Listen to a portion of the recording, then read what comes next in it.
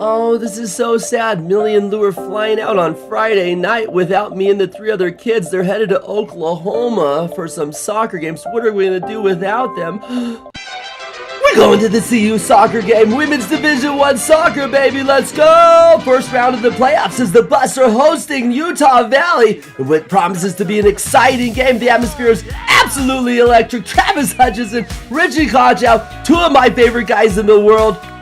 Check out the girls in their sweet white and gray striped kits. Looking sharp. Here's 2 of Pal Soccer's top subscribers, Ava Priest and Reagan Kotschau. And check out who else we spotted in the crowd. That's my boy TJ O'Connor's beautiful wife, Tess. Yes!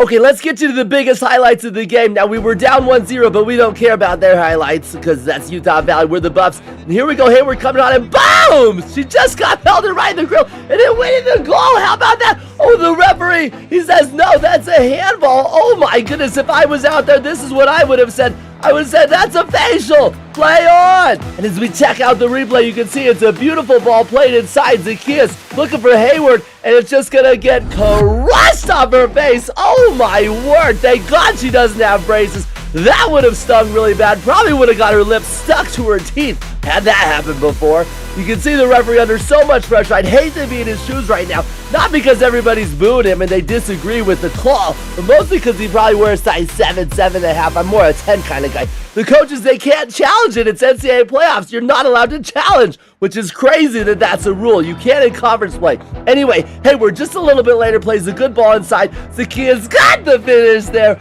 right between 2 different players' legs. That is awesome, and we are back in the driver's seat. Okay, all the way to double overtime now. This is where it gets exciting. Ava Priest rushing back to get to the ball. Turns, gets it on her left foot. She can send her across, she did, and it's going to float to Reagan Kotschau with the game winner.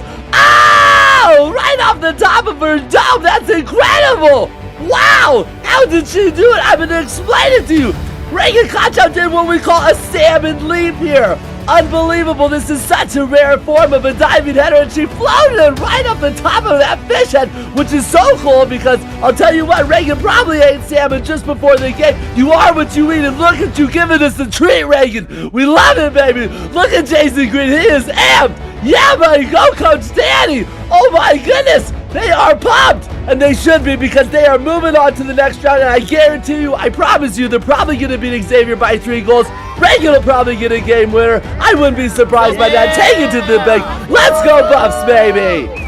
Okay, so it turns out we probably had more of an exciting Friday night than Millie and Lue did. They were up Saturday morning early at Oklahoma University John Crane Field, which is awesome. They got to go out there and play 3 of the best teams in Oklahoma, and they drove out in style. The rental car, they got a free upgrade with the Jeep Wrangler Rubicon.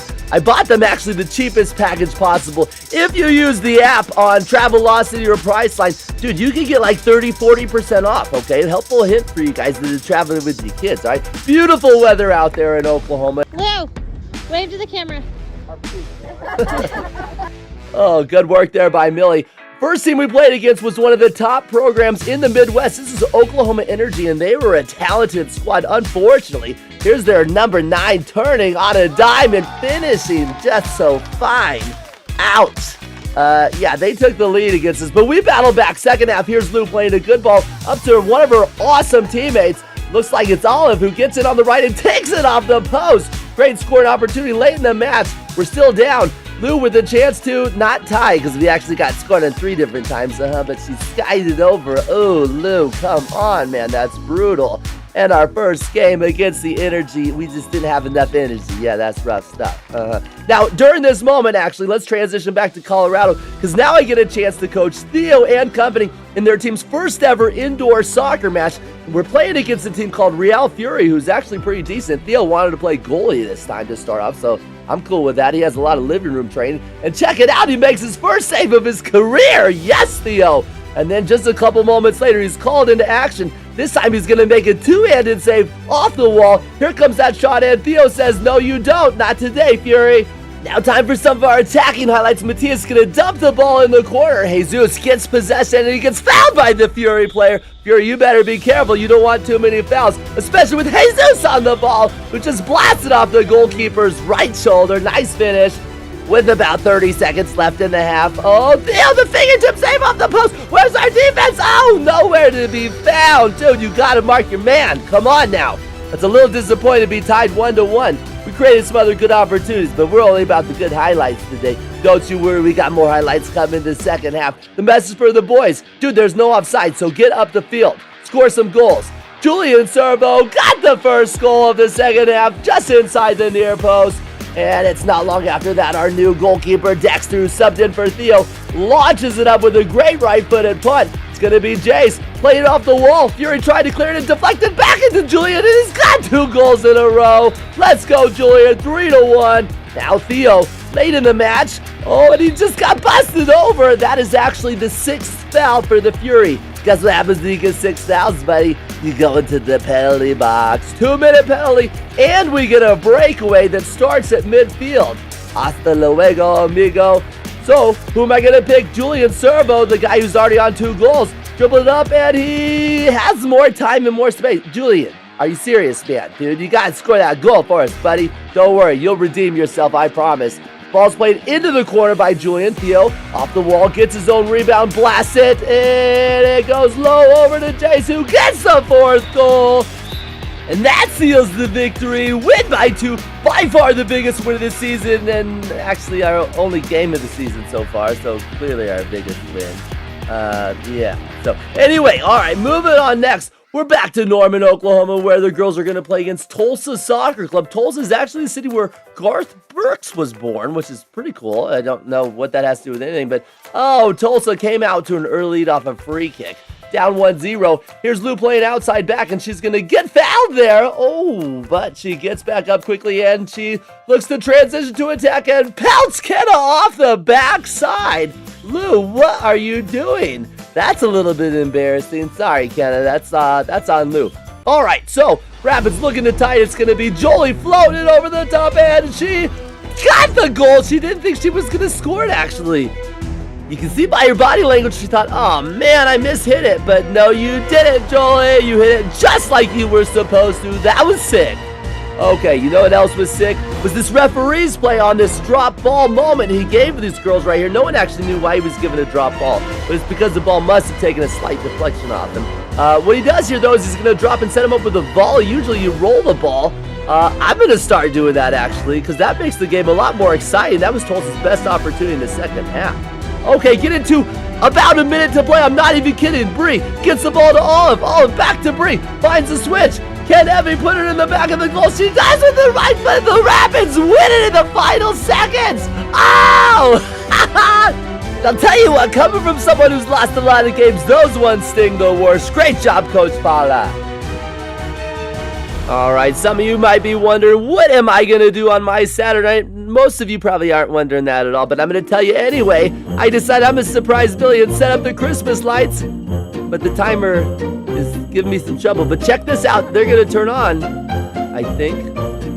No, they don't actually turn on for me. I'm not sure what's going on here. Come on now. It took me like 3 hours. The lights aren't working. And if you thought that was funny, this is actually way funnier. The girls were all playing cards in the lobby and the hotel lights went completely dark. Oh, and also check this out. Yeah, so back at my house, I figured it out. The lights actually were working. It's just it was bright outside. Yeah, who would have thought? All right, it's Sunday morning and we're playing against Westside Alliance. Westside, usually known for creating thuggish, ruggish type of players, and they scored some thuggish, ruggish goals. Westside actually got up on us 2-0 early. And check out this gangster right here. Bucking up on Lue. Okay, You want thug money? I'll show you thug money, sonny. Here's Lue pickpocketing that rock. Clean off that fool. Nice little dimer to Emery. Then Bree snatched that ball. Bang a nasty low screamer far post. If he dropping that ball in the goal like it's hot, he just got cooked. How's that for gangster? Pretty good? Yeah? Okay. Not as good as our referees, though. All the players, as you can see, are fully ready to get the game going, but our referees, they straight up just dipped out on us, ghosted us, straight up disappeared. No call, no show. Very common in the streets, though. They flaked out on us, West Coast style, baby. bailed on us. They stood us up. Classic. With MIA missing in action. Ducked out on us. Okay, I'm running out of gangster terms for the referees just did not come back to start the second half. It took a little bit of pressure from the girls, actually. Check this out.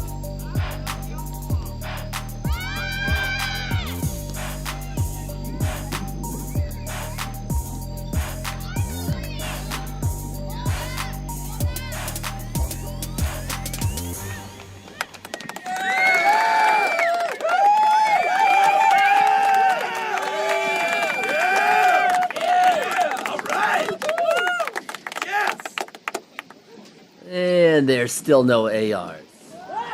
Let's just get to the game. 12 minutes left in the match. It's going to be Eliana who's going to cut inside before finding a nice little pass over to Kenna, who has a one-touch finish with the right and got it to go right past the goalie. Awesome goal. And then with about 4 minutes left on the clock, it's going to be Lue sliding in and sticking that player. Was that the girl that shoved her earlier? I don't think so. It doesn't really matter. It was a great tackle.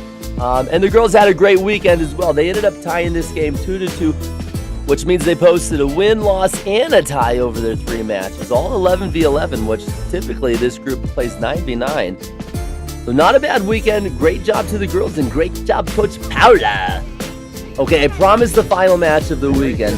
This time we're going to Colorado for the men's premier final. It's going to be Harpos versus Azteca, 2 of the top teams in the state that aren't professional. Here's me. I'm actually going to be AR2 this game. I want you guys to run through this game with us. I'm going to show you the highlights, then some controversial calls. See what you guys think. First highlight comes from Harpos. It's going to be a ball play out to the left side and a left-footed finish off the far post.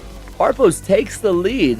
The guys in the blue going up and through, and then not many minutes later, Azteca, look at this strike from distance, actually roofing the goalkeeper, who's Hayden. I know that guy is not an easy goalie to score on. Now we've got a little bit of controversy, okay? This is our first of 2 big moments, all right? You can see the referee in a decent position. It's a long ball over the top. A little bit of contact between both players. Harpo's guy goes down, and some of these guys wanted a penalty, but we didn't give it. Do you think we should have? I don't think so either, yeah. And then a few minutes later, it's Azteca on the counterattack.